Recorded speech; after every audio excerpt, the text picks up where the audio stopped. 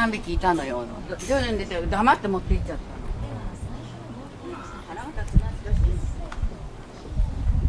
ちゃんと買ってくれるかしら。くれればいいけどさ。これが母親ですか。違うんですよ。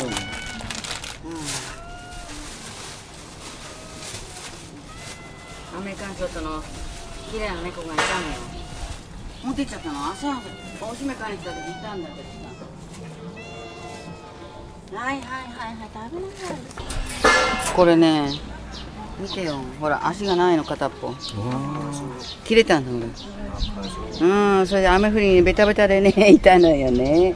もう大丈夫。だからもうもらい手がなかったら、ここでちょっともう、もう倍ぐらい大きくしてここ離しちゃう。そうするとまたこうやってして居つくからさ。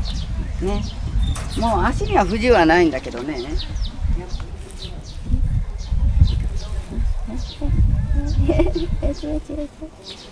親だったらこうやってしてね、もうなぜくり回すんだろう。でこっちの耳のとここのとこはほらこれ足やってるんでしょ。かけないから耳の裏ね、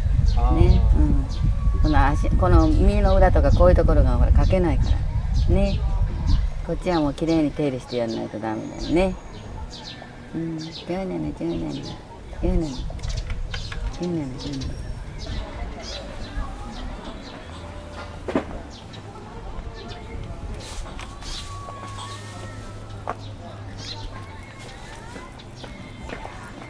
目やに出して涙出して薬飲ましといてよかったね。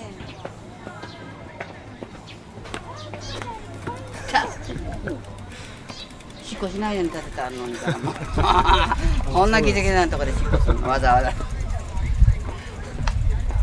ジャブタ